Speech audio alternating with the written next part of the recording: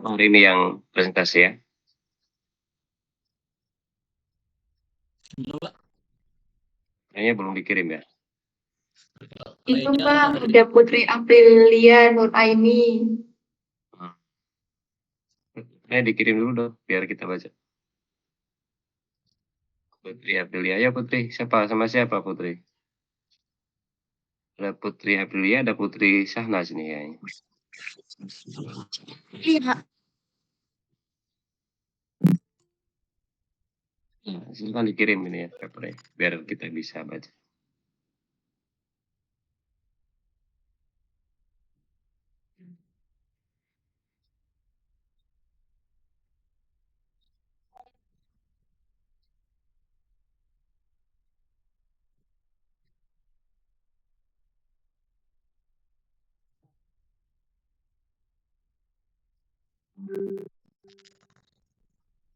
Tentang kelompok-kelompok setelah UTS itu gimana? Sudah dibuat belum ya? Sekali dong buat atau siap? Kalau sudah pada ngisi list tinggal di upload saja gitu kayaknya, Pak. Oke. Ini sudah dikirim. Silakan dibuka, dibaca dulu. Lihat. Biar bisa itu sih dari ini.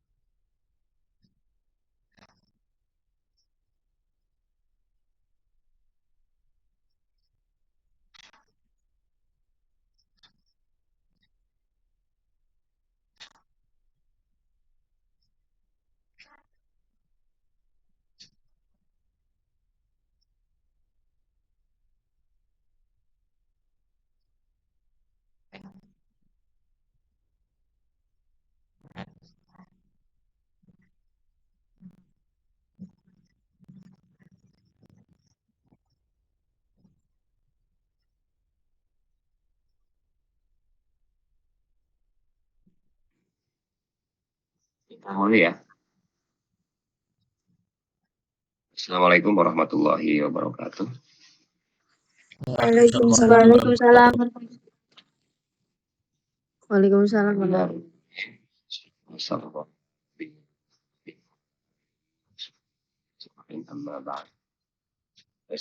Kita bersyukur bahwa Allah di akhir pekan Jumat ini kita bertemu lagi ya, untuk menuntaskan kerja-kerja kita dalam sepekan ini. Dan pada sore ini kita akan membincangkan kerangka dasar ajaran Islam yang menjadi salah satu topik kajian kita pada kuliah pengantin studi. Kita sudah yang ditulis oleh kelompok 8. Di sini ada Muhammad Kamal Ar-Razi, Rafi Khairnis Nabil, dan Putri Aprilia Nuraini. Mari kita buka kuliah kita sore hari ini dengan bersama-sama melafalkan kalimat basmalah. Bismillahirrahmanirrahim. Saya persilahkan 8 Rafi, April, sama Kamal.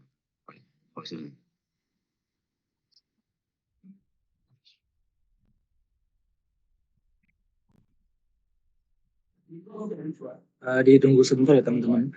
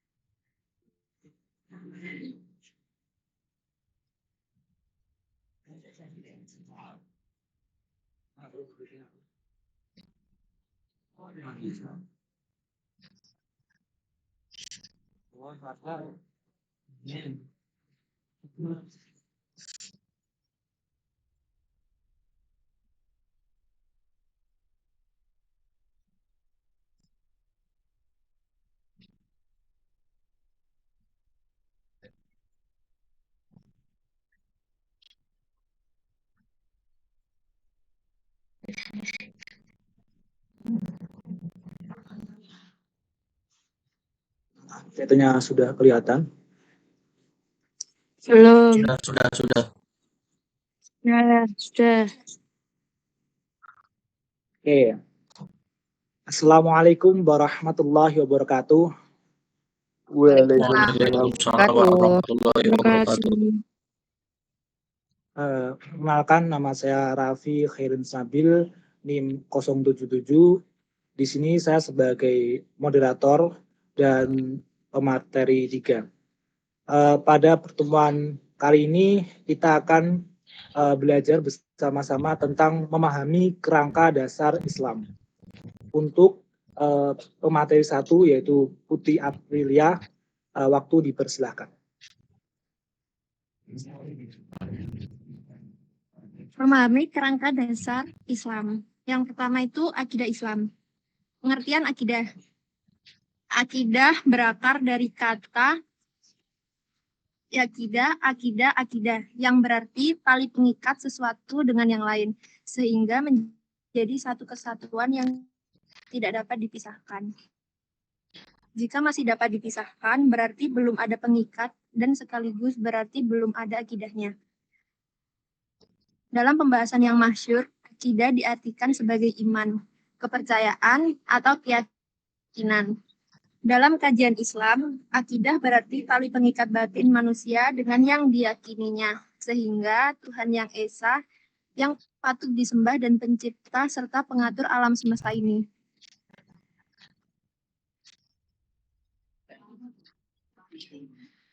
Akidah sebagai sebuah keyakinan kepada hakikat yang nyata yang tidak menerima keraguan dan bantahan.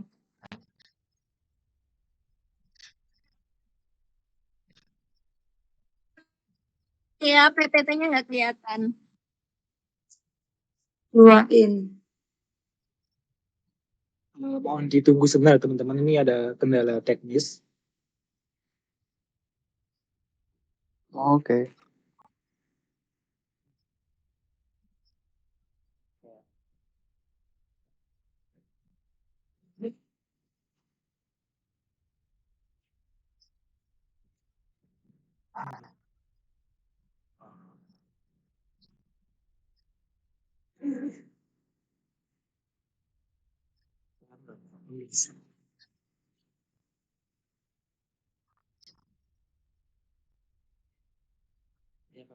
Apakah PPT-nya sudah kelihatan teman-teman?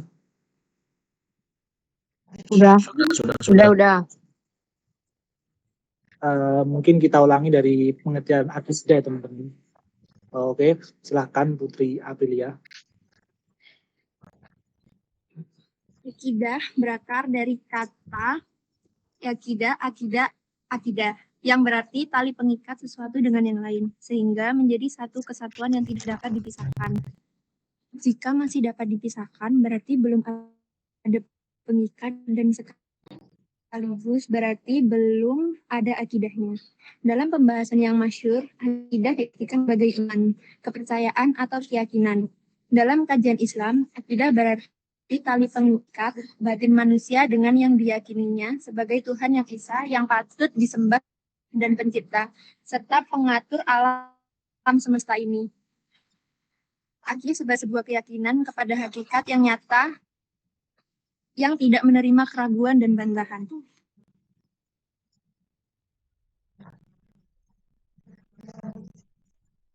Argumentasi dalam akidah.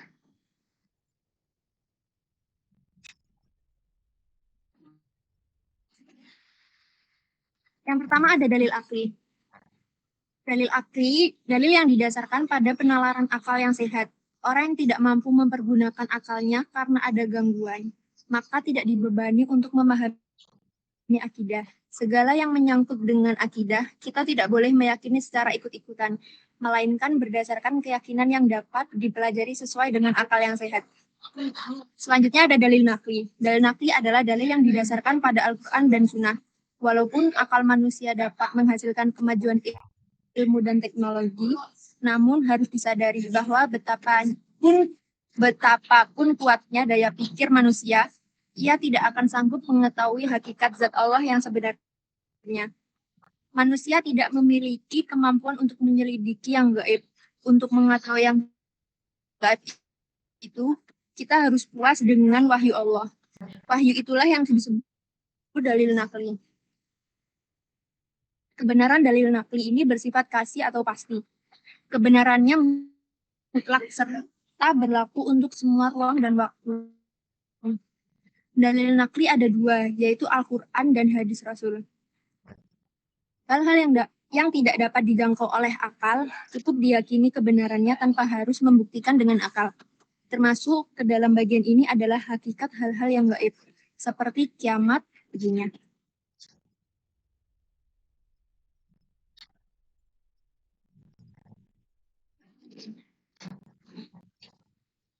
Yang selanjutnya ada tujuan akidah. Akidah Islam mempunyai banyak tujuan. Yang pertama, untuk mengikhlaskan niat dan ibadah hanya kepada Allah. Karena Allah adalah pencipta yang tidak ada sekutu baginya. Maka tujuan dari ibadah haruslah diperuntukkan hanya kepadanya. Yang kedua, membebaskan akal dan pikiran dari kegelisahan yang timbul dari lemahnya akidah. Karena orang yang lemah akidahnya, ada kalanya kosong hatinya dan ada kalanya terjerumus pada berbagai kesesatan dan kufarat. Yang ketiga, ketenangan jiwa dan pikiran tidak cemas. Karena akidah ini akan memperkuat hubungan antara orang mukmin dengan Allah. Sehingga ia menjadi orang yang tegar menghadapi segala persoalan dan sabar dalam menyikapi berbagai cobaan. Yang keempat, meluruskan tujuan dan perbuatan yang menyimpang dalam beribadah kepada Allah serta berhubungan dengan orang lain berdasarkan ajaran Al-Quran dan tuntunan Rasulullah SAW. Yang terakhir, bersungguh-sungguh dalam segala sesuatu dengan tidak menghilangkan kesempatan yang baik untuk beramal baik, sebab setiap amal baik pasti ada balasannya. Begitu sebaliknya, setiap amal buruk pasti juga ada balasannya. Di antara dasar akidah ini adalah mengimani kebangkitan serta balasan terhadap seluruh perbuatan. Yang selanjutnya, syariah. Syariah adalah jalan ke sumber mata air. Syariah juga berarti jalan lurus, jalan yang lempang, tidak berkelok-kelok, jalan raya. Gunaan kata syariah bermakna peraturan, adat kebiasaan, undang-undang, dan hukum. Tujuan dari syariah tidak lain dan tidak bukan adalah agar umat manusia tidak tersesat dalam hidup, baik di dunia atau di akhirat. Karena Allah telah memberitahukan jalan mana yang harus dilalui itu tadi. Maksudnya ruang lingkup syariah. Yang pertama, ibadah, yaitu peraturan-peraturan yang mengatur hubungan langsung dengan Allah Subhanahu wa taala atau ritual yang terdiri dari rukun Islam, seperti mengucapkan syahadat, mengerjakan sholat, zakat, puasa, dan haji. Selanjutnya muamalah, yaitu peraturan yang mengatur hubungan seseorang dengan yang lainnya dalam hal tukar-menukar harta atau jual beli dan yang searti. Di antaranya dagang, minjam-meminjam, sewa-menyewa, kerjasama dagang, simpanan, penemuan, pengupahan, rampasan perang, hutang piutang, pungutan, warisan, wasiat, nafkah, titipan, jizah, pesanan, dan lain-lain. Yang selanjutnya munahakat, yaitu peraturan yang mengatur hubungan seseorang dengan orang lain dalam hubungan berkeluarga atau nikah dan yang berhubungan dengannya. Di antaranya perkawinan, perceraian, pengaturan nafkah, penyusunan, memelihara anak, pergaulan suami istri, mas kawin, berkabung dari suami yang wafat, meminang, hulu, zilar, ilam walimah, wasiat, dan lain-lain. Selanjutnya jinayat, yaitu peraturan yang menyangkut pidana. Di antaranya kisos, diyat kifarot, pembunuhan, zina, minuman keras, murtad, khianat dalam perjuangan, saksian, dan lain-lain. Yang terakhir, siasa, yaitu yang menyangkut masalah-masalah kemasyarakatan atau politik, di antaranya uhuwah atau persaudaraan, musyawarah atau persamaan, adalah atau keadilan, ta'awun atau tolong-menolong, tasamu atau toleransi, takafulul ijtimah atau tanggung jawab sosial, zi'amah atau kepemimpinan, pemerintahan, dan lain-lain. Kemudian selanjutnya yaitu akhlak. Akhlak itu adalah karakter, moral, kesusilaan, dan budi yang baik yang ada dalam jiwa dan memberikan pengaruh langsung kepada perbuatan. Di perbuatannya, mana yang diperbuat dan ditinggalkan, yang mana yang patut ditinggalkan. Akhlak ini terjadi melalui satu konsep atau seperangkat pengertian tentang apa dan bagaimana. Sebaiknya akhlak itu harus terwujud. Konsep atau seperangkat pengertian tentang apa dan bagaimana sebaiknya akhlak itu disusun oleh manusia di dalam sistem idenya. Kemudian di sini ada macam-macam akhlak. Itu ada akhlak wasiah, adalah norma yang mengajarkan kepada manusia dengan berpedoman kepada pola pikir dan pengalaman manusia. Manusia dengan menggunakan akhlaknya berpikir dan bertindak ke arah yang baik dan benar, dengan menjadikan akal sebagai rujukan dalam perbuatan kehidupan sehari-hari. Demikian, akhlak ini hanya mempunyai satu macam sanksi, yaitu sanksi yang datang dari masyarakat sama manusia semata-mata. Kemudian akhlak Islam, norma keagamaan adalah akhlak yang mengajarkan akhlak kepada manusia dengan mengambil tuntunan yang telah diberikan Allah SWT dan Rasulullah SWT. Allah SWT dan Rasulullah SAW dalam Al-Quran dan hadis. Dengan demikian, akhlak ini mempunyai dua macam sanksi apabila dilanggar. Yang pertama adalah sanksi dari Tuhan bersifat gaib, dan yang kedua adalah sanksi yang datang dari masyarakat bersama manusia. Sekian presentasi dari kami. Apakah ada pertanyaan dari teman-teman?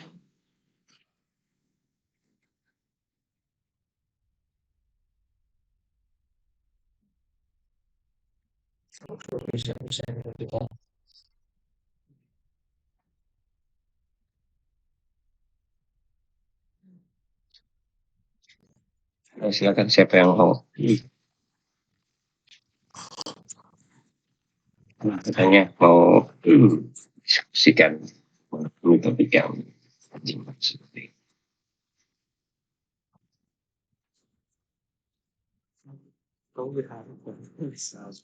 Rafi sama siapa Rafi? Kamu temenmu siapa gue? Rafi.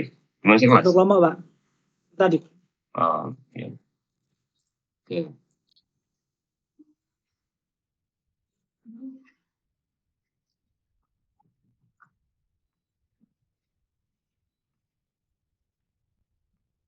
Oh, udah Asraf. Apa itu? Asraf nanya apa baru masuk? Kayaknya gangguan sinyal, Pak. Tadi gitu.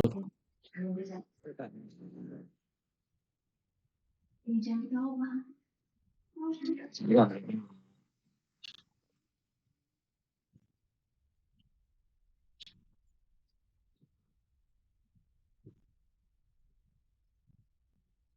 Itu hubungan antara akidah, syariah dan akhlak gimana, Fri dan teman-teman? Sebenarnya Pak ya. Oke. Hubungannya apa ya? Nah, akidah kan intinya itu kita percaya, mengimani. Kalau di Islam itu percaya kepada Allah Subhanahu wa taala. Kemudian syariah itu artinya pengamalan-pengamalan. Tadi adanya sholat, kemudian ada ibadah ya. Ibadah itu ada sholat, terus muamalah dan lain-lain. Kemudian yang terakhir itu akhlak. Akhlak itu menurut kami itu kan yang pertama iman, percaya. Kemudian percaya itu menurut kami itu harus dibuktikan dengan amalan-amalan. Nah, amalan-amalan itu agar bisa terlaksana atau ya terlaksana secara sempurna itu harus kita memiliki akhlak yang baik sehingga kita ketika kita mengamalkan syariah tersebut kita benar artinya sesuai dengan norma-norma yang ada di masyarakat, begitu Bapak. Terus akhlak gimana akhlak? Tadi akhlak gimana? Ya tadi itu. Jadi kayak hubungannya itu kan yang akidah kan percaya, syariah itu amalan-amalannya, kemudian akhlak itu supaya dalam kita menjalankan syariah tadi itu sesuai dengan yang ada di norma masyarakat dan petunjuk dari Tuhan, gitu Bapak. Silakan. Ada yang mau tanya, silakan.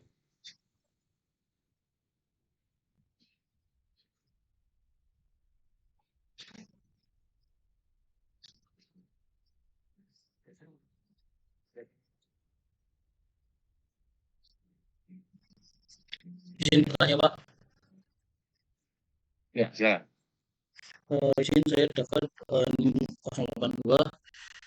Mas Raffi, untuk dari tadi kan sudah dijabarkan dari tujuan akidah, syariah, serta akhlak nih.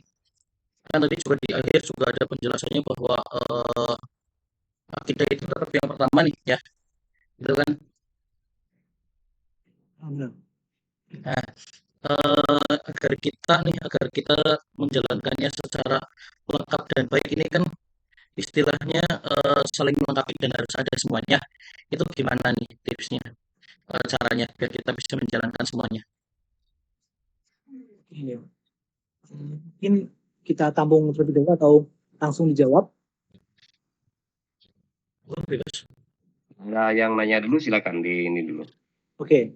Sebelumnya ada yang mau bertanya lagi apa enggak?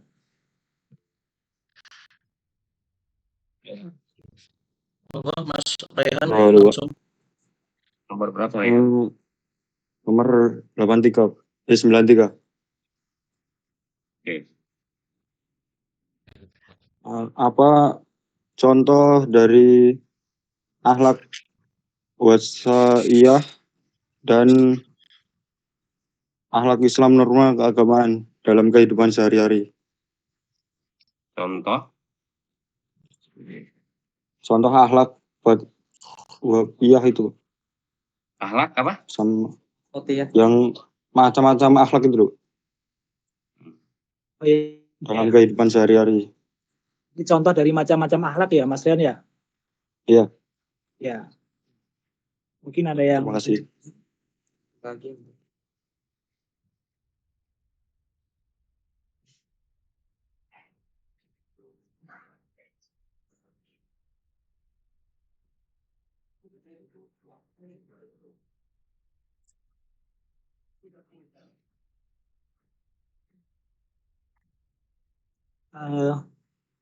ada lagi yang mau bertanya apa tidak? Kalau tidak, saya akan menjawab pertanyaan dari Mas Jaba dan Mas Raihan. Bisa dijawab terlebih dahulu aja Mas Raffi. Nanti apabila nanti ada pertanyaan akan menyusul saja. Saran saya demikian. Jadi buat sesi pertama ini kita menampung 2 pertanyaan. Yang pertama yaitu bagaimana agar kita menjalankannya dengan baik dan lengkap. Ya, bagaimana caranya? Pokoknya apa ini? menjalankannya itu dengan baik dan lengkap ya, Mas Dava ya? Ya, Mas. Nah, Demikian. di sini.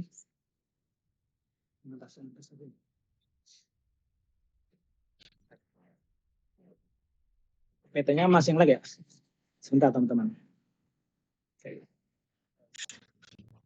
Oh, bisa. Yang langsung dari das. Oke, pengamalannya yang pertama itu akidah. Nah, akidah kan percaya, mengimani. Kalau dalam Islam kita percaya bahwasanya Allah itu ada ya teman-teman ya. Nah, itu ya kita yang menerapkannya. Contohnya ini juga berhubungan dengan syariah. Syariah itu sebelum kita melaksanakan contohnya ibadah ya, sholat. Nah, bagaimana kita menjalankan sholat kalau kita nggak percaya dengan adanya Allah? Tentunya kan kita harus memahami akidah dan percaya bahwasanya Allah itu ada.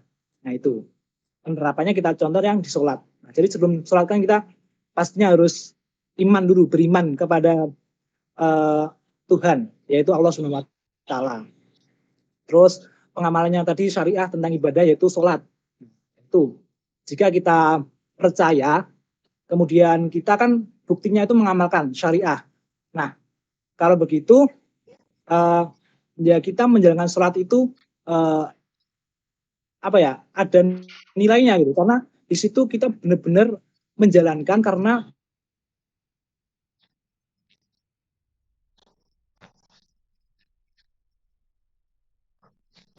Disconnection.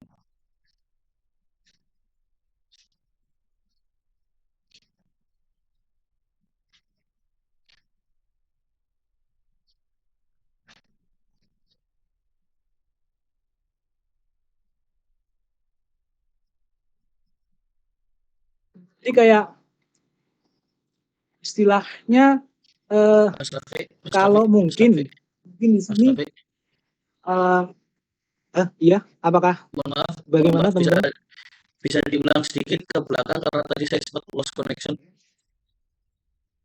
Oh, yang bagian mana? Agak dari awal aja Mas. Soalnya lost Oh ya, connection dari awal tadi. oh iya. Intinya, saya singkat ya teman-teman ya. Ini langsung contoh ke perilakunya. Intinya, akidah itu kan percaya, mengimani bahwasanya Tuhan itu ada. Kalau Islam kita percaya bahwasanya Allah itu ada. Nah, kemudian kita lanjut nih ke syariah. Contohnya dalam ibadah, yaitu sholat. Nah, tentunya sebelum kita sholat, melakukan amalan tersebut, kita kan harus percaya nih sama Tuhan atau sama Allah. Gitu teman-teman. Nah, kemudian syariah ini pengimplementasian bahwasanya kita bertuhan kepada Allah. Gitu. Bukti kita bahwasanya kita itu mengimani Allah Subhanahu wa Ta'ala. Kemudian di sini kita juga sholat perlu berakhlak. Nah, yang dimaksud ini berakhlak ya sesuai dengan tata cara, ya gitu. Tata caranya. Kalau di akhlak wasiyah itu kan norma pola pikir pengalaman masyarakat ya. Mungkin teman-teman kan sholat itu juga beda-beda kan.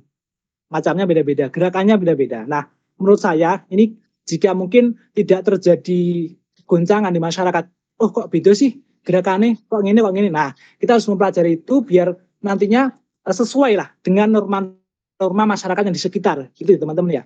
Itu mungkin ada yang kurang jelas. Cukup jelas Mas Rafi. Sementara cukup jelas.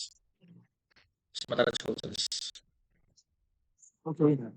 Terus kemudian di sini apa contoh akhlak wasatiyah dan akhlak Islam dalam kehidupan sehari-hari. Nah, akhlak ini kan ada dua nih. Akhlak wasatiyah itu norma ya teman-teman. Norma atau kebiasaan yang ada di sekitar kita. Kan itu kan ada berpedoman pada pola pikir masyarakat dan pengalaman manusia. Yang pertama itu ya kayak norma-norma yang ada di sekitar kita, yang mungkin ketika bertemu guru kita harus bersalaman, ketika kita lewat di depan guru harus bernunduk, ya pokoknya yang itu kan setiap tempat berbeda-beda ya teman-teman ya.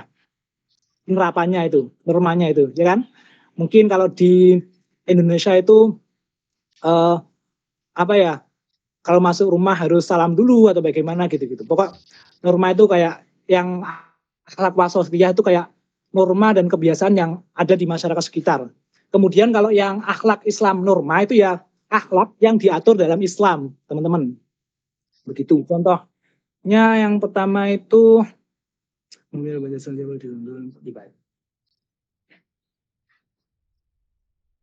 Islam norma keagamaan.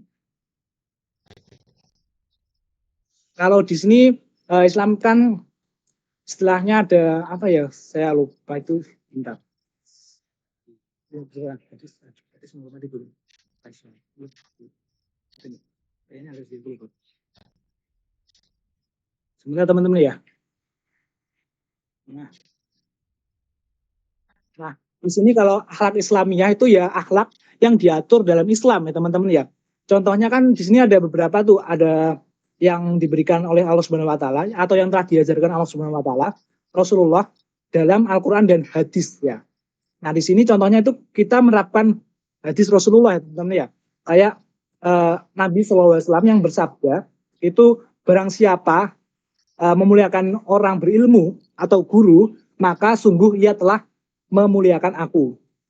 Barang siapa memuliakan aku, maka sungguh ia telah memuliakan Allah Subhanahu wa taala.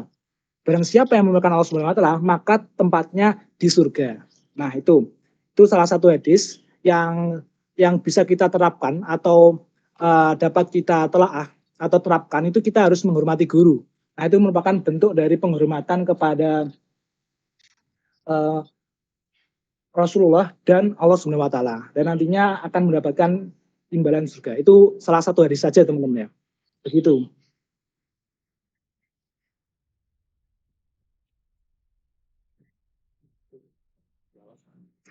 Apakah sudah terjawabkah Mas Rehan? Sudah. Ada yang lain?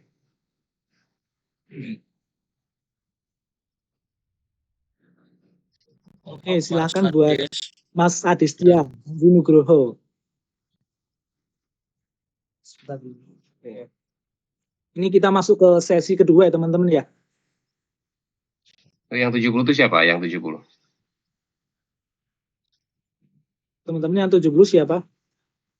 Yang 70? Syafira.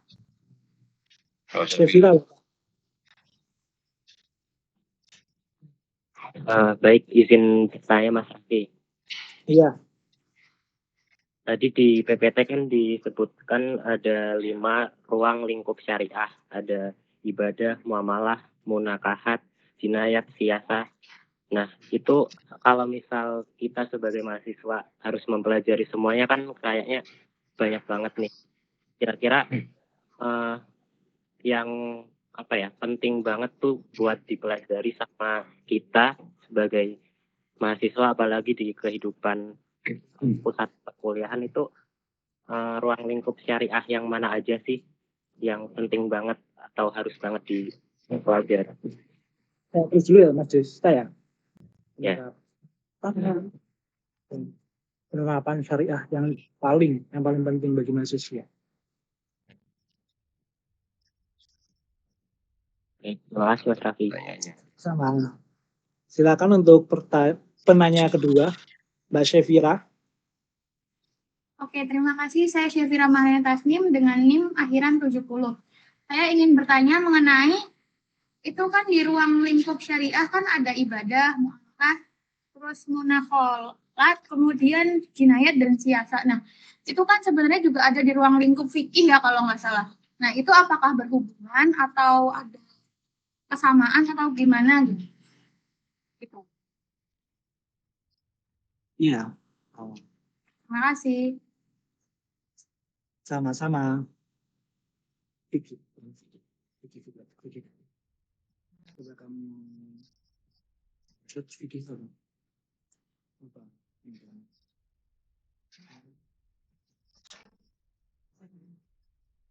Ada cara nggak sekarang?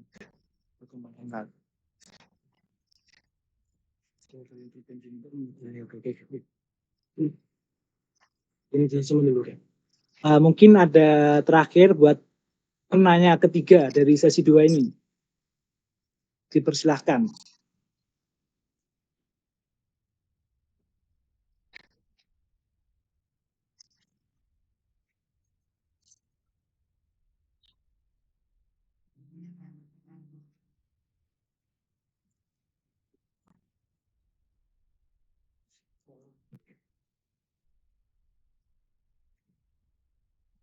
Siapa nih? Muhammad siapa? Oke, Mas Fauzan. Silakan. Ya, Mas Raffi izin bertanya. Nama saya Muhammad Fauzan dengan NIM 78. Saya mau bertanya, bagaimana cara kita mengetahui kualitas tingkatan akhlak kita itu, sama contohnya bagaimana?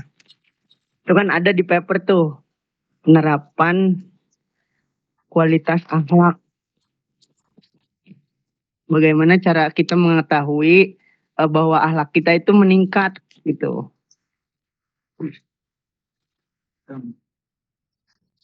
Ya mungkin itu saja. Wassalamualaikum warahmatullahi wabarakatuh.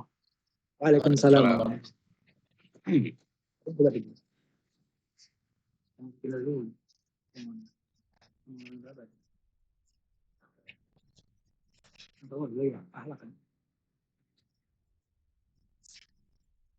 Oh, itu enggak.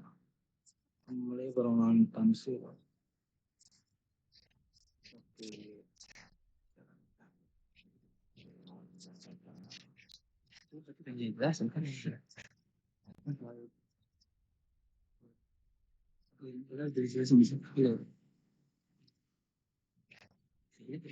Kita meninggalkan ya, udah.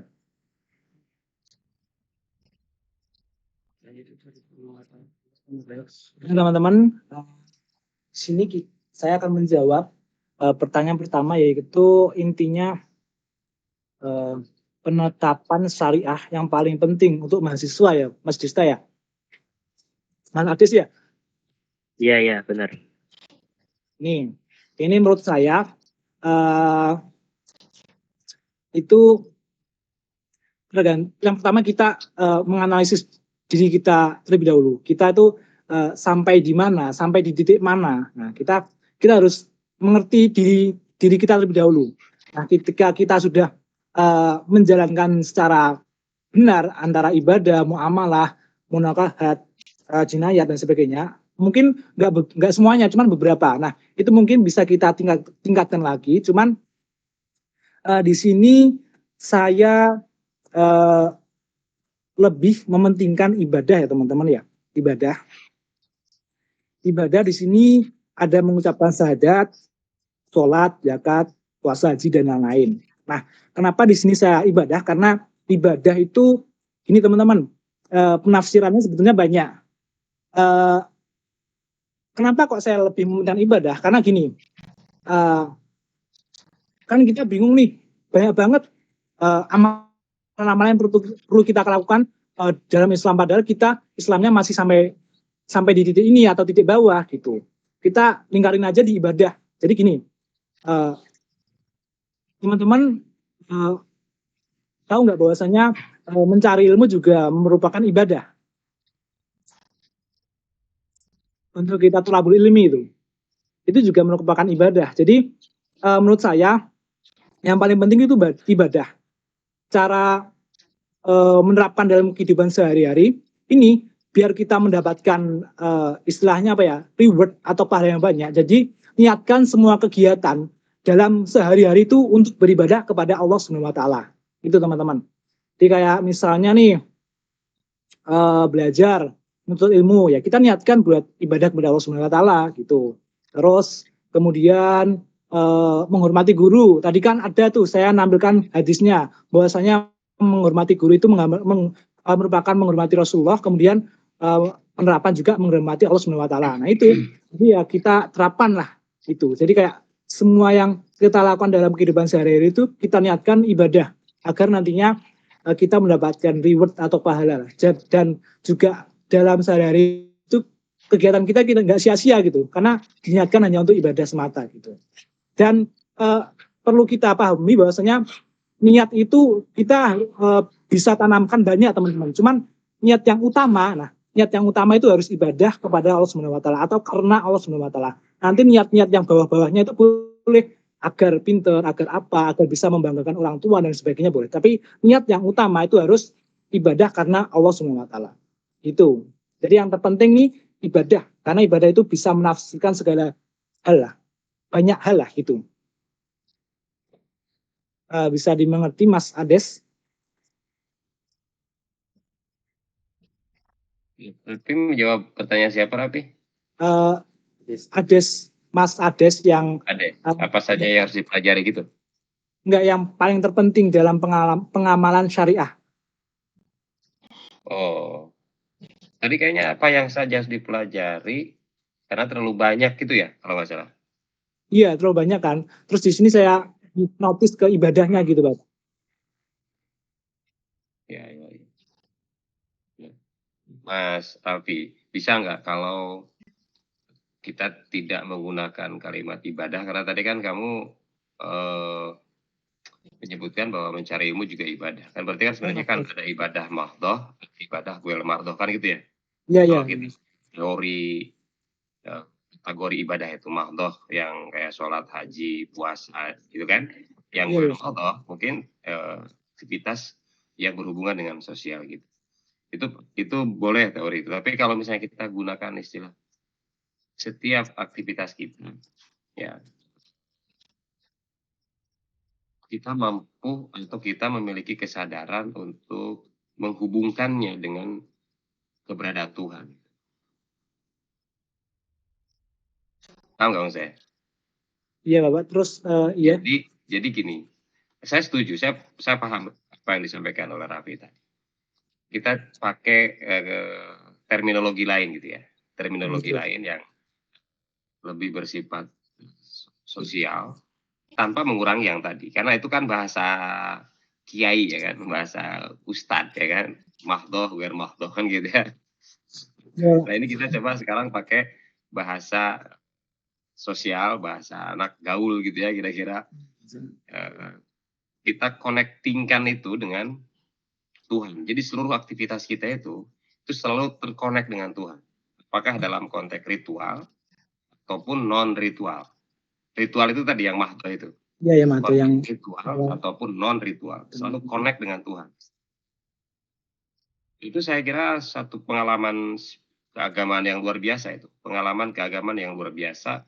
Kalau kita gitu kan, kita semua ini yang ada di kelas ini gitu, memiliki kecerdasan untuk selalu mengaitkan apa yang kita lakukan dengan Tuhan.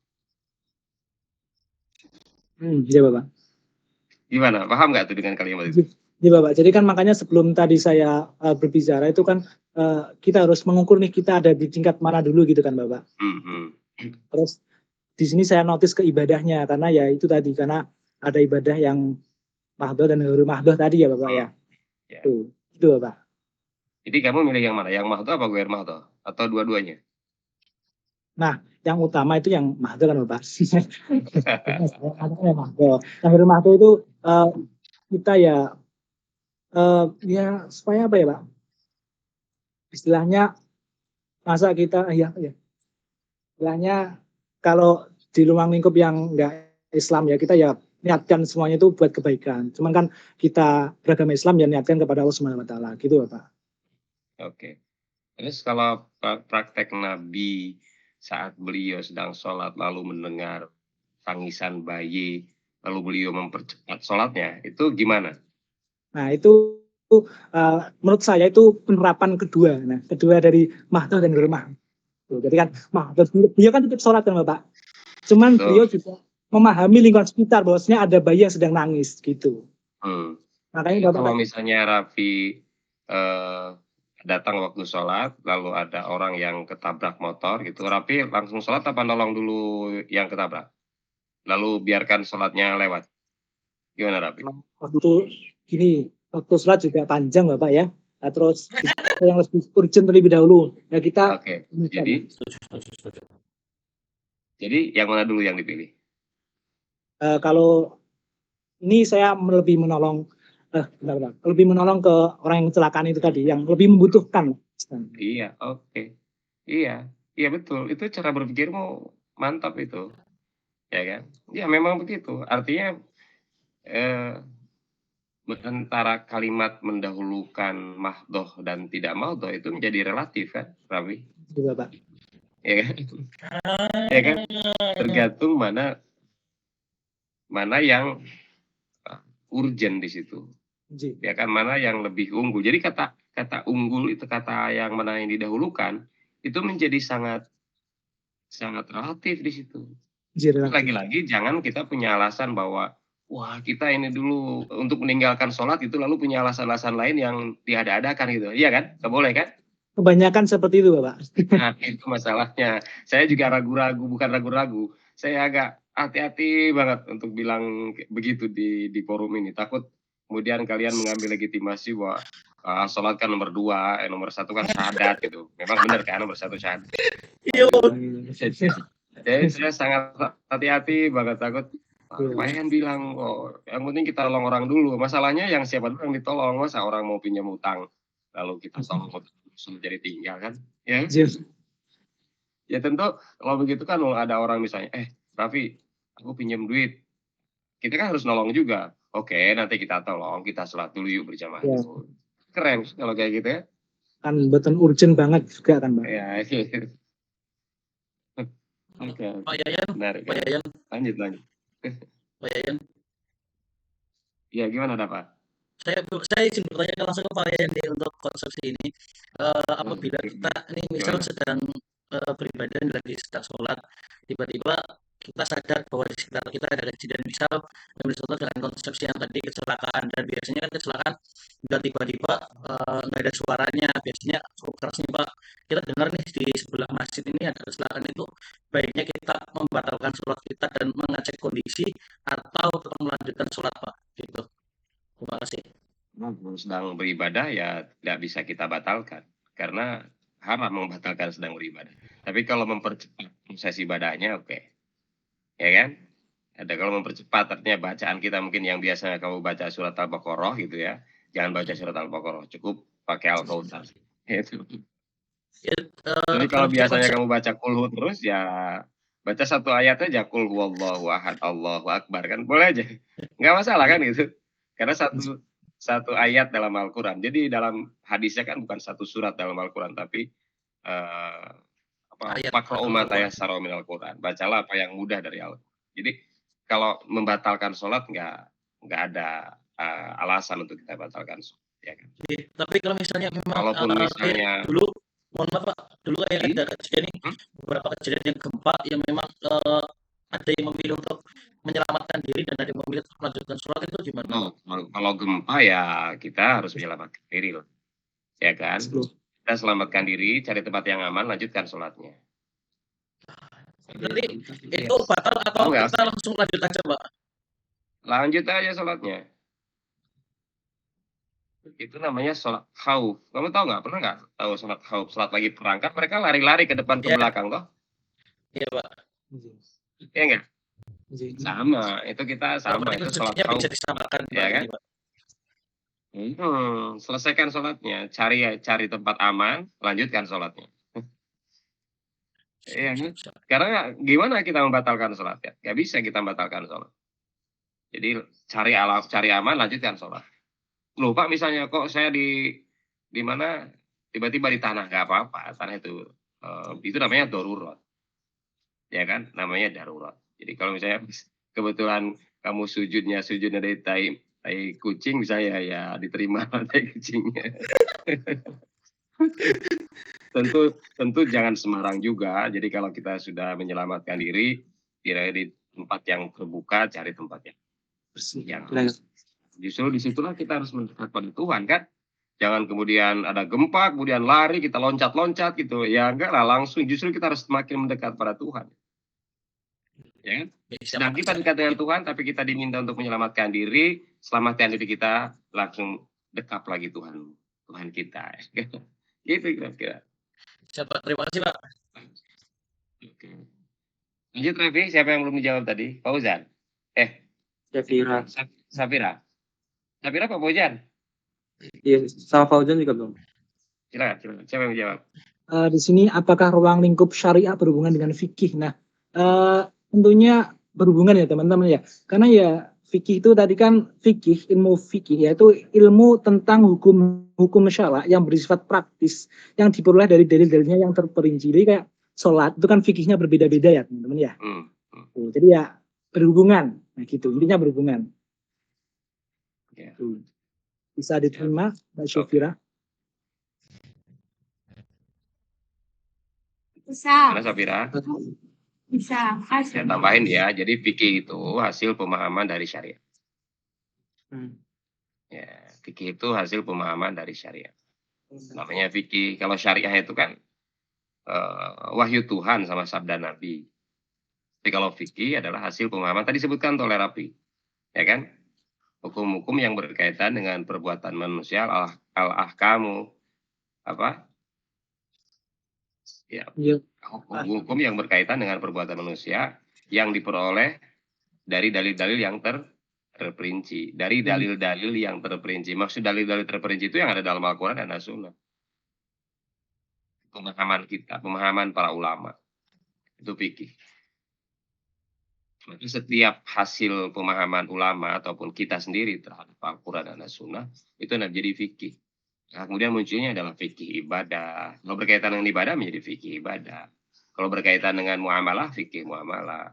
Kalau berkaitan dengan pernikahan, ya fikih munakahat. Berkaitan dengan politik, maka menjadi fikih siasat. Berkaitan dengan pidana menjadi fikih jinayah. Begitu. Berkaitan dengan lingkungan, kondisi sosial fikhul bi'ah misalnya, ya kan? Berkaitan dengan wanita, fikhul mar'ah, ya kan?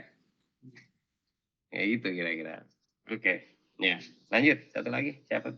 Yang terakhir pertanyaan dari Mas Fauzan, bagaimana cara kita mengetahui kualitas tingkatan akhlak kita? Akhlak kita, bagaimana cara? Sebelumnya pada makalah itu kan kita sudah beritahu bahwasanya ada beberapa cara meningkatkan kualitas akhlak ya teman-teman ya. Kayak melalui ya banyak lah di situ teman-teman ya. Terus kalau cara kualitas ibadah kita itu meningkat, benar nggak tadi? Cara mengetahui Tingkatan akhlak kita yaitu ya contoh aja sholat. Nah, Mas Fauzan di titik mana ya? Di titik istilahnya di titik pertama lah. Mungkin sholatnya yang pertama itu masih suka ngelamun, suka apalah itu. Terus kemudian terus Mas Fauzan menerapkan nih apa yang tips yang kita beri di makalah. Nah, mungkin minggu kedua atau bulan kedua surat Mas Fauzan itu Mas Fauzan merasa bahwasanya lebih menikmati sholat gitu loh. Lebih menikmati, lebih seneng lah sholat. Biasanya pasti pertama itu masih gerusa-gerusu, masih kayak nggak fokus, masih pas sholat itu masih membayangkan yang lain-lain, masih ya itulah pokoknya gitu. Terus kemudian menerapkan tips-tips yang kita berikan di makalah itu. Terus akhirnya pada bulan kedua itu ada peningkatan. Nah, peningkatannya itu mungkin bisa Mas Fauzan rasakan kayak sholat itu menjadi lebih nikmat gitu, nikmat. Kemudian mungkin nanti ketika tingkat tingginya mungkin seperti yang omongkan Pak Yayan, diberitahu Pak Yayan bahwasanya dokter kita Bapak Sodik ya, nah itu yang mungkin itu yang salah satu tingginya. Terus kemudian ada lagi sholat itu kalau sudah mencapai tingginya itu kalau nggak salah itu ada sahabat Abu Bakar As-Siddiq itu mengucapkan Allahu Akbar itu takut sampai nangis.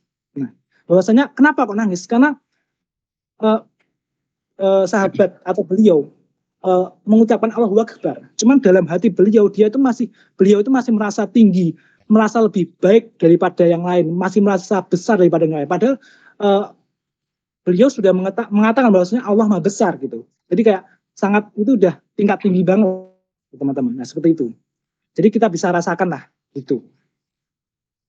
Apakah bisa dipahami Mas Fauzan?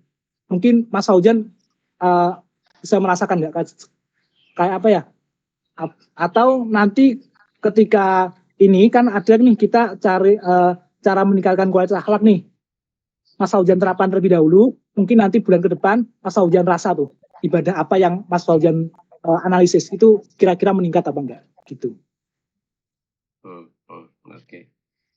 Jika bisa ditambahkan lagi nih pemahaman ini ya Raffi. Ji, Bapak. Akhlak itu kan bermacam-macam. Kita lihat teorinya ya. Ji. Ada akhlak Allah, diri sendiri, ada akhlak kepada orang tua, ada akhlak kepada orang lain, ya kan? Bahkan ada akhlak terhadap lingkungan. Ji, mungkin saya kan? coba Gimana? Coba saya beri contoh yang ini akhlak wasiah atau bagaimana, Pak? Silakan. Mungkin pertama akhlak wasiah itu kan norma kepada intinya terhadap manusia lah. Norma yang ada terjadi karena manusia lah. Itu nah. Mungkin yang pertama itu ketika kita masih kecil ya, nggak tahu bahwasanya kita itu sama orang tua harus salaman, harus hormat, harus istilahnya kalau ada dalam bahasa Jawa itu ada kromo inggil, kromo, nah itulah pokoknya gitu. Kita belum tahu nih di masa kecil. Terus mungkin minggu kedua atau minggu selanjutnya itu orang tua kita memberi pembelajaran bahwasanya, nah itu kalau di norma atau di wong Jawa itu harus pakai boso, kalau sama orang yang lebih tua itu harus boso lah istilahnya gitu. Mungkin peningkatannya di itunya Bapak. Jadi kan setelah diberi pengertian oleh masyarakat itu sendiri, nanti di kesempatan lainnya atau di minggu kedua, minggu ketiga itu ada perubahan itu. Disitulah meningkatnya akhlak jika dilihat akhlak wasiah yang norma itu tadi. Kemudian kalau akhlak Islam ya mungkin yang seperti tadi saya contohkan itu tentang sholat. Akhlak terhadap diri sendiri gimana kira-kira contohnya? Akhlak terhadap diri sendiri menurut saya itu tentang menyayangi diri sendiri. Contohnya seperti apa? Contohnya itu ini mungkin ini terjadi pada masa kita kuliah aja sih, mahasiswa juga masih terjadi. Karena kita sakit, panas badannya kuat, cuman kita masih maksain buat sekolah, maksain buat lomba futsal, maksain buat apa-apa gitulah. Terus itu kita belum menyayangi atau belum punya istilahnya berakhlak sendiri terhadap diri sendiri gitu Bapak. Terus ada temennya mungkin Mas Kamal yang bilang saya, wis kesel wis loro yo nggak usah dipeksa. Itulah pemberian masukan akhlak dari Kamal terhadap saya untuk akhlak pengimplementasian akhlak terhadap diri saya sendiri gitu Bapak. Nek kamu melek tekan jam bengi, tekan jam loro, jam telu, itu termasuk akhlak baik atau akhlak buruk terhadap diri sendiri?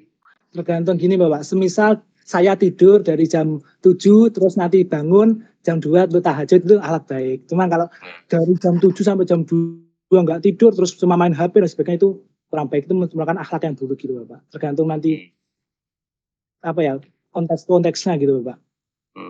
Ya. Artinya kalau misalnya ini fenomena gadang di warung kopi ini kan fenomena sekarang bagi teman-teman milenial generasi XYZ itu, saya kira nongkrong di nongki di warung kopi itu menjadi tren ya. Dan kalau orang tidak ikut nongkrong itu dianggap ketinggalan gitu. Dan mereka nongkrong sampai jam 2, jam 3 gitu. Matanya belekan, gilirannya kuliah turu. Gimana itu? Nah itu kan kalau menurut saya kan nongkrong itu yang bisa kita dapatkan itu kalau sampai malam lah, sampai ya nongkrong mungkin boleh sampai istilahnya pada batasannya lah, secukupnya Pak. Kalau berlebihan itu kan juga nggak baik Bapak. Sampai jam 2 sampai 3 itu yang diomongin kan mungkin awalnya boleh nih belajar kelompokan dan sebagainya. Kalau malam-malam kan juga ngomongin apa lagi kan udah beda, udah keluar dari konteks. Terus juga dari nongkrong yang kemalaman itu tadi kan juga menimbulkan dampak-dampak negatif. Terus dampak kesehatan, terus besoknya mungkin ngantuk, dan kemudian dampak keamanan ya kalau di Jogja ya. Kalau nongkrong malam tuh pulangnya kan harus hati-hati di jalan. Nah itu teman-teman. Mungkin teman-teman harus. Pernah baca nggak Raffi hadis Nabi yang ada seorang sahabat yang datang kepada Nabi, supaya dia bisa menjadi orang yang masuk surga gitu, maka dia sampaikan kepada Nabi, aku tidak akan tidur semalaman, aku akan sholat malam penuh. Lalu apa jawaban Nabi? Ini saya sebenarnya belum baca hadisnya, cuman mungkin ya, mungkin saya mendengar mungkin ya sholat itu boleh, cuman ada kadarnya secukupnya gitu Pak. Kalau Kayaknya sampai saya pernah dengar berdampak Bapak. kepada negatif pada tubuh kita ya itu nggak boleh Bapak gitu Bapak. Kayaknya saya pernah dengar Iya, itu itu kan kejadian itu Pak. gimana kenapa? Nabi itu akhirnya mengomentari bahwa dia jangan, tetap harus menjaga kesehatan. Bukan ini saya intinya aja Pak.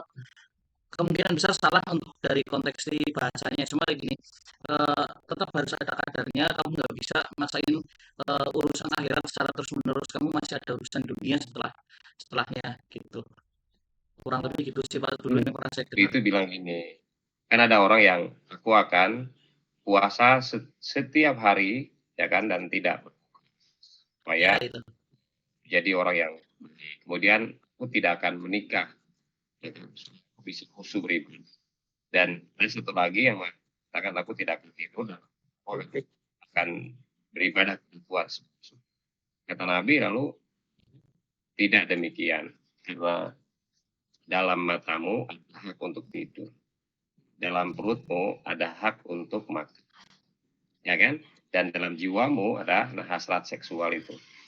Kemudian kan barang siapa yang tidak mengikuti sunnahku maka bukan bagian dari aku. Artinya jangankan nongki-nongki sampai pagi gitu ya, ibadah sampai pagi aja Nabi menegurnya, ya kan? Nabi tidak berkenan gitu. Karena apa? Kan ada akhlak-akhlak lain yang Rasul sampaikan. Tidur cepat, ya kan? Tidur cepat lebih baik, ya kan? Nanti tidur cepat, bangun cepat.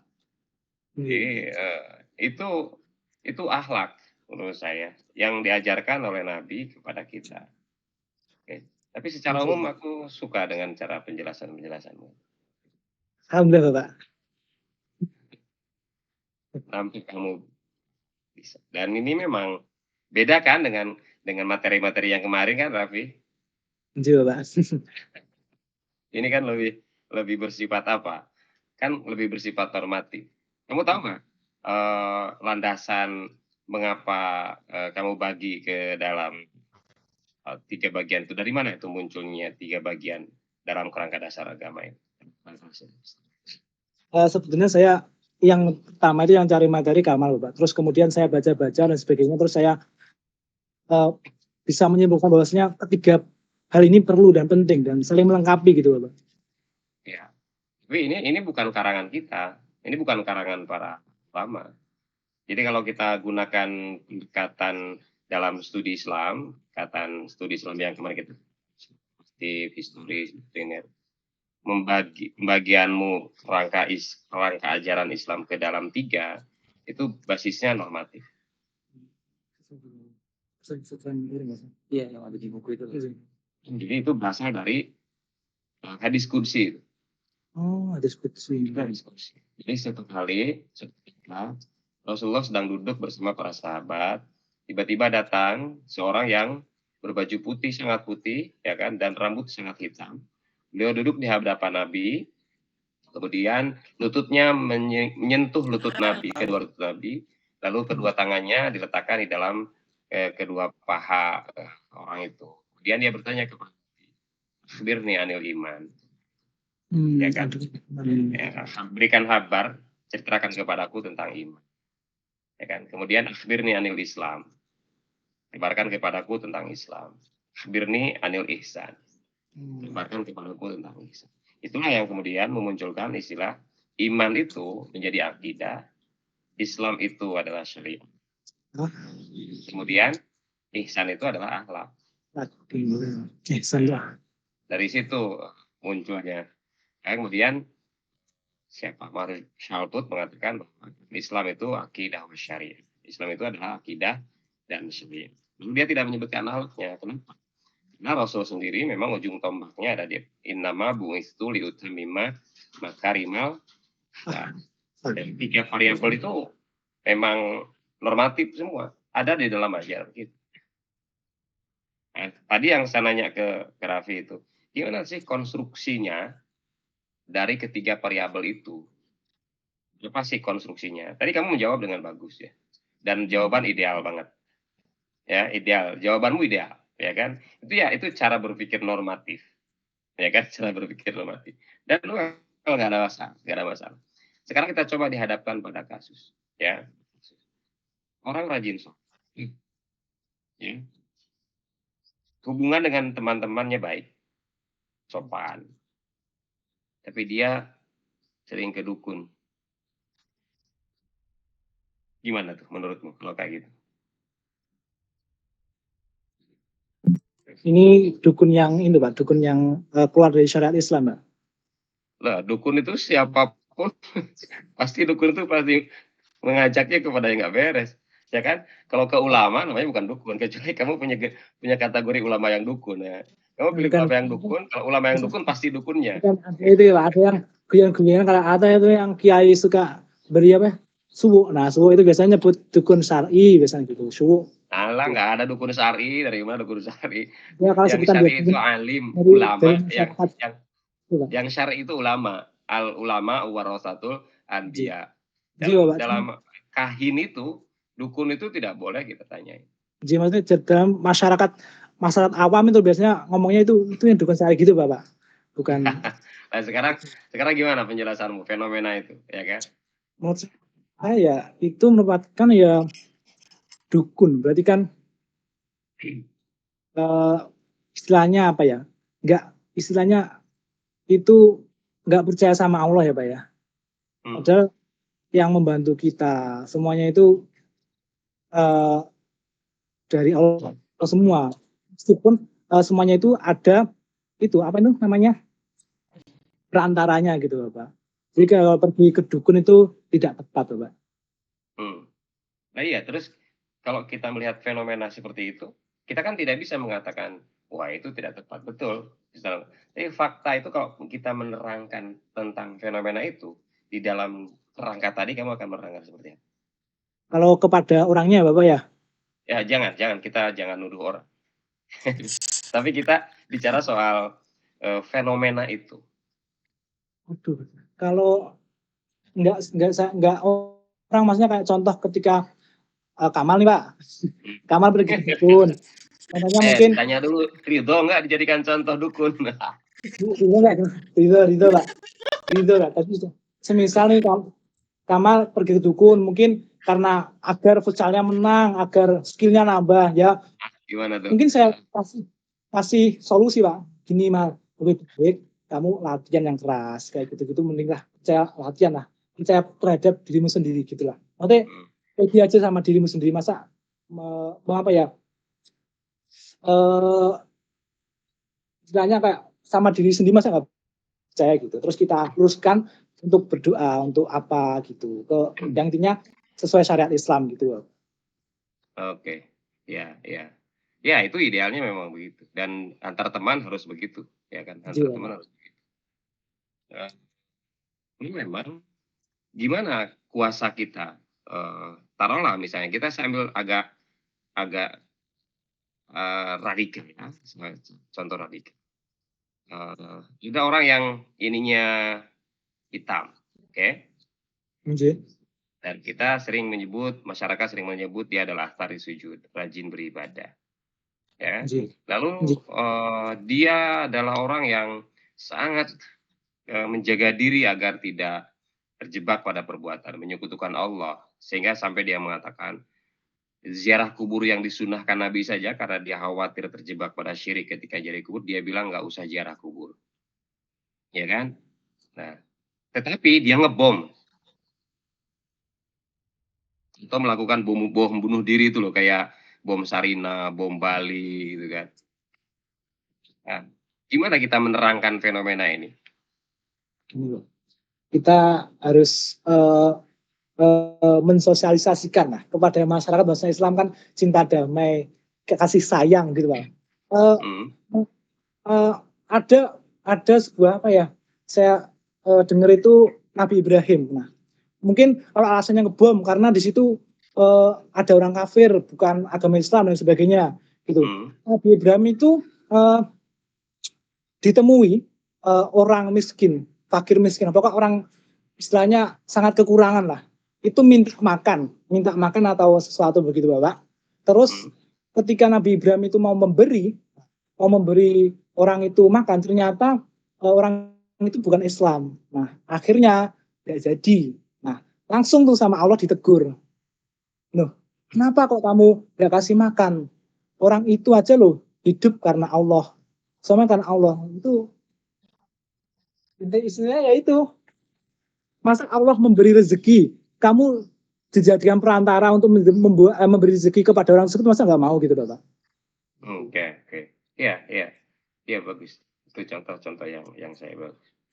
Ya, jadi mungkin kita juga harus itu ya, ketika berbicara Islam itu nggak harus sempit-sempit banget, pakai yang luas gitu Pak. Iya, oke. Iya, itu apa yang saya bincangkan dengan Raffi tadi ini saya kira kuliah menarik nih kalau mahasiswa punya pengetahuan, punya wawasan kan kita menjadi saya suka untuk ajak diskusi. Yang tadi teman-teman lain mungkin bisa menangkap beberapa dialog-dialog tadi baik dalam konteks merespon pertanyaan teman yang tadi bertanya ataupun ketika saya melakukan dialog dengan contoh-contoh konkret yang diangkat dalam diskusi tadi itu saya kira cukup untuk bisa mengambil sebagian intisari dari diskusi dan saya juga mengapresiasi pertanyaan tadi wah ini luas sekali apa yang harus saya pelajari duluan kan gitu kan apa yang harus saya pelajari duluan ya dimulailah dari yang paling dekat ya kan dari mulai yang paling dekat dengan diri kita yang tadi saya katakan kalau dalam bahasa saya adalah mengkoneksikan selalu dengan Tuhan. Ketika kita berhasil mengkoneksikan seluruh aktivitas kita sesuai dengan firman Allah, qul inna sholati wa nusuki wa mahyaya wa mamati lillahi rabbil alamin, itu Anda sudah berada pada track. Ya kan? Ya enggak, Raffi? Iya, Pak. Jadi kita sudah ada pada track. Mulai yang kecil tadi misalnya Raffi mengatakan kalau menuntut ilmu itu adalah ibadah, ingat kepada Tuhan. Ya, jangankan mulai menuntut ilmu, mulai kita berpakaian saja, mulai kita bangun tidur saja, kita sudah alhamdulillahilladzi ahyana ba'da ma amatana wa ilaihi nusyur. Ya kan? Bangun tidur terus semua. Kalau itu sudah menjadi bagian habit kita, ya kan? Dan melibatkan Tuhan. Tadi saya kan bilang begitu, melibatkan Tuhan di dalam seluruh aktivitas kita. Qul inna sholati wa nusuki wa mahyaya wa mamati lillahi rabbil alamin, itu hidup dan matiku karena Allah. Itu sudah kan. Jadi jangan dulu dipikirkan untuk ini kan melihat pada aspek ilmu. Oke, itu tadi yang bertanya tadi Desta itu misalnya ini banyak banget, ada akidah, ada syariah, ada akhlak gitu.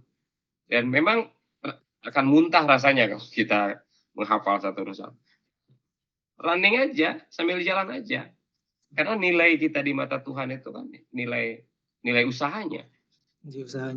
Nilai usahanya. Jadi kalau kamu baru tahu satu, ya itu aja diamalkan satu. Kalau kamu baru tahu sholat misalnya, udah ya sholat itu.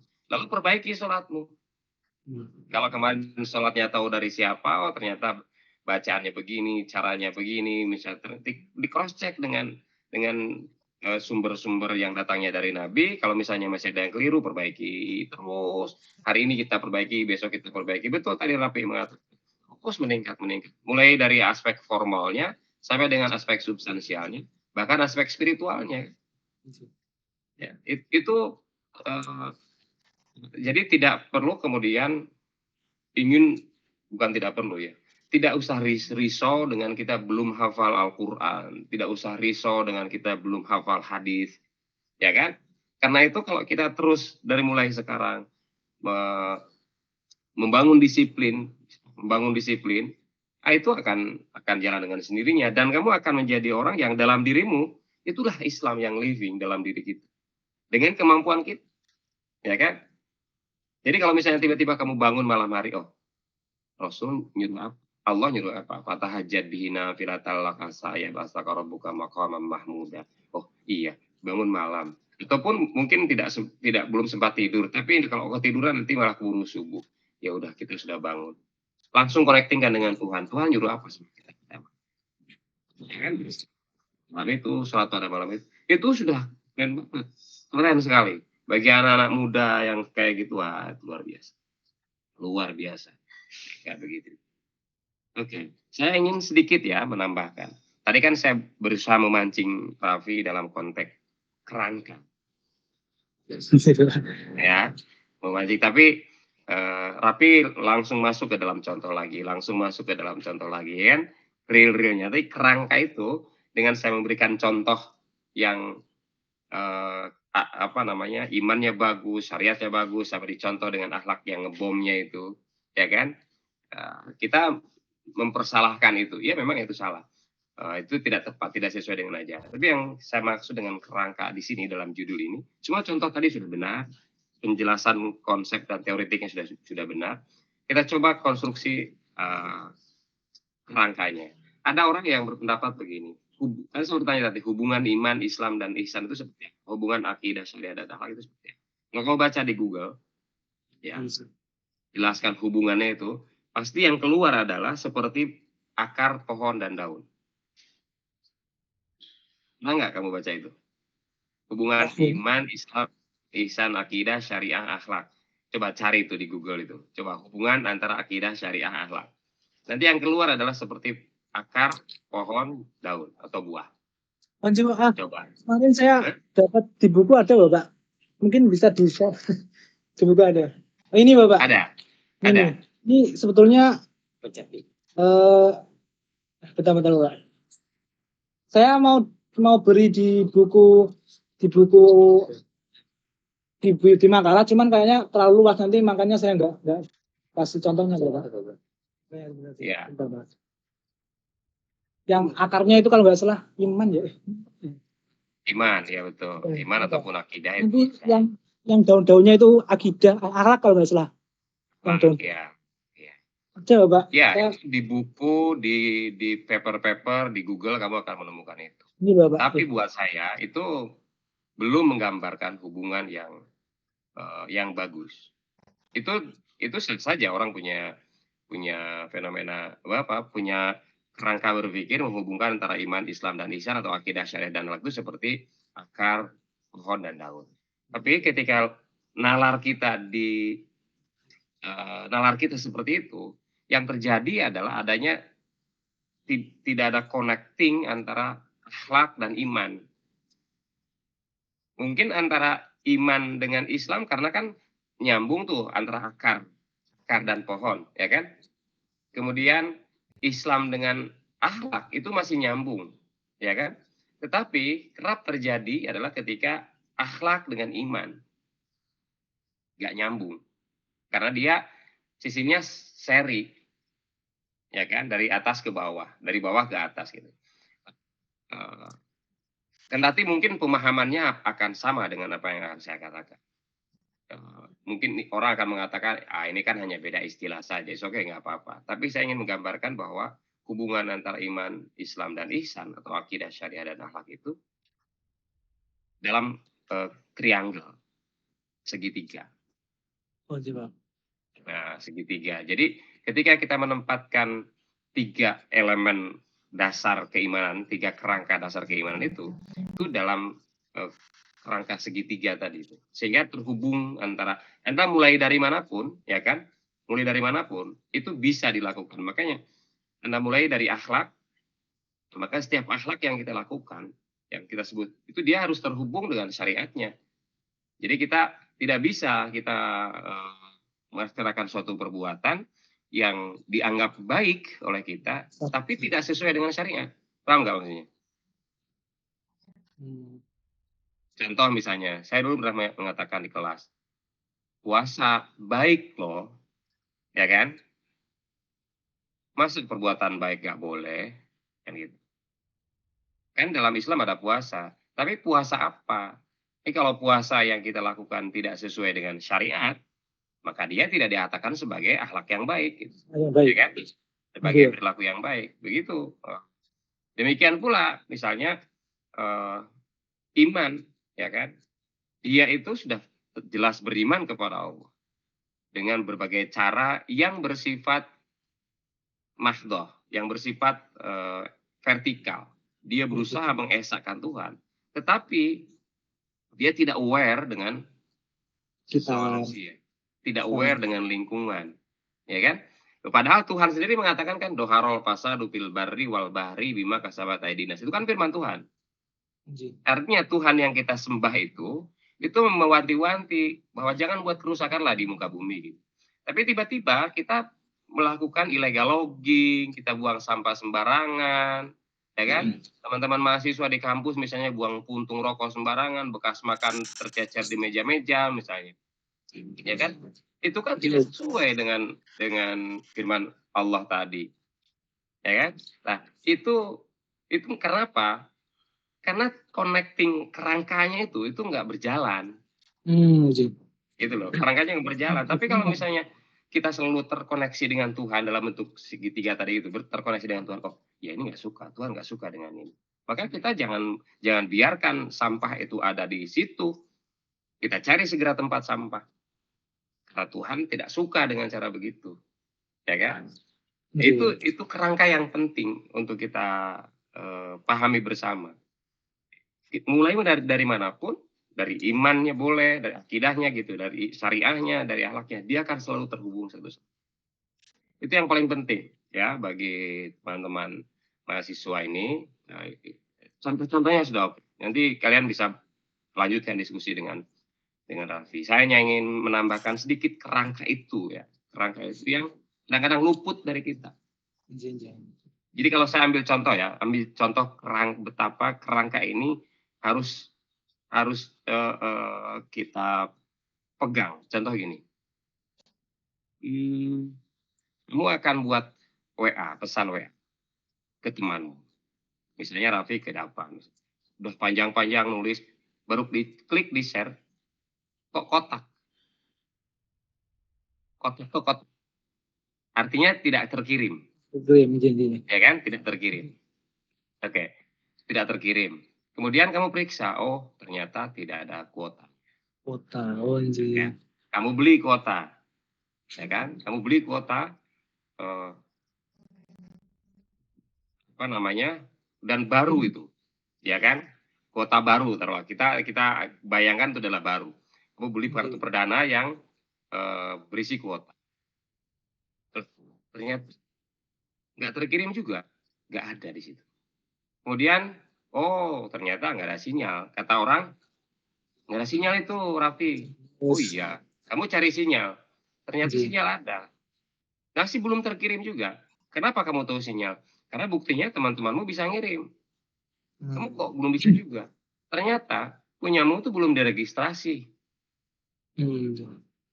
Ya kan? Cara meregistrasi itu gimana? Tergantung kartu yang kau punya kan? Kalau registrasi kartu Indosat berbeda dengan cara registrasi kartu Telkomsel. Ya kan? Nah, kalau kita sudah mengatakan asyhadu alla ilaha illallah wa asyhadu anna muhammadar rasulullah, itu adalah kita sedang melakukan registrasi. Masuk Islam. Ya kan? Sedang melakukan registrasi. Lalu supaya aktivitas kita, ya kan, akhlak kita, perilaku kita dalam sehari-hari itu mendapatkan nilai, ya kan, bisa tadi kalau misalnya ada pesan itu bisa terkirim, kalau dari sana orang lain mau ngirim ke kita bisa kita terima. Itu kan harus ada pulsanya. Dan sinyal itu Bapak ya? Ya, ada sinyal. Maka kamu pilih kuota yang berapa? Kan beda antara kuota paket kuota Indosat dan paket kuota Telkomsel. Kalau kamu pakai kartu Telkomsel diisi kuota Indosat, ya ora iso. Ya kan? Itu sama, kamu ngaku muslim tapi kamu ke gereja gitu. Ya enggak? Maka kamu harus sesuaikan tuh kuota itu. Aku pakai kuota yang 9.900 Indosat misalnya. Aku pakai kuota yang 23.000 Indosat misalnya. Itu baru connect. Nah, kuota itu adalah syariatnya itu. Ya kan? Syariatnya. Ada aturan-aturan main yang harus kita tempuh di situ. Ya, sehingga baru kita bisa connect. Kita registrasi syahadatain, ya kan, kepada Allah Subhanahu wa taala dan kepada Rasul. Kemudian kita pakai syariatnya, kuotanya itu dan sinyalnya jalan dengan bagus, baru kita bisa menikmati, menerima pesan, masuk pesan.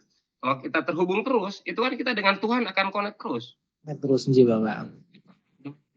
Hubung dengan Indosat, maka terhubung dengan teman-teman.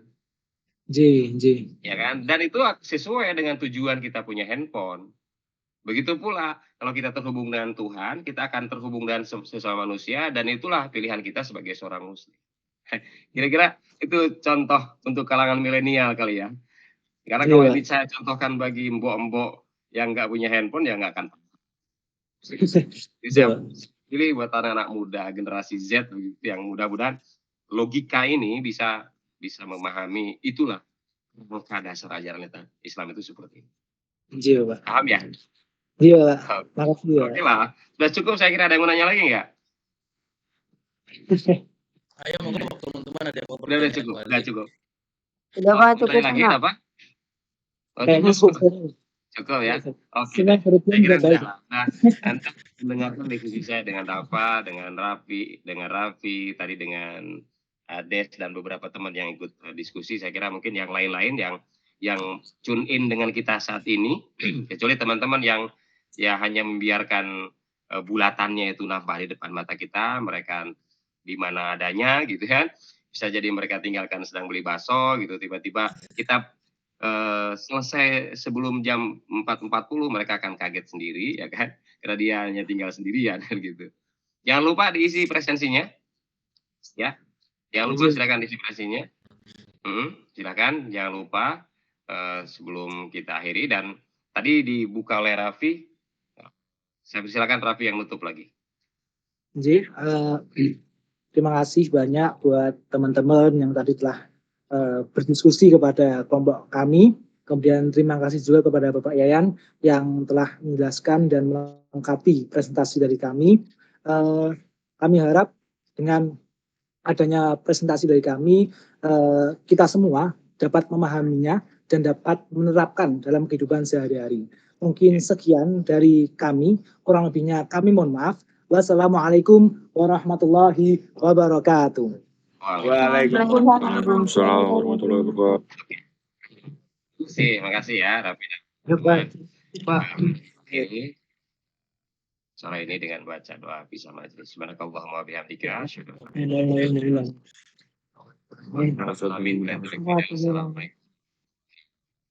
Waalaikumsalam.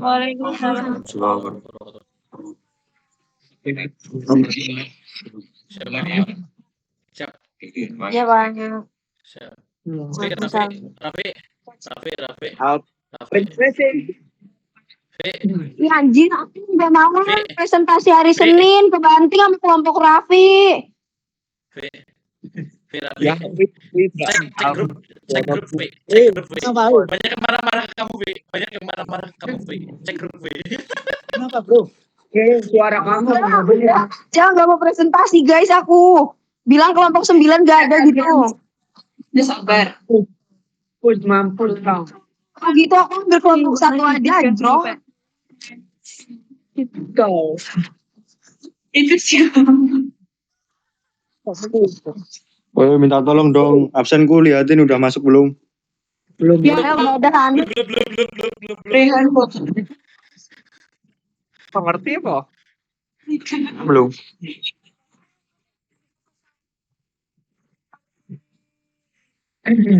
Diskusi sama Pak Yayan asik kapan tapi?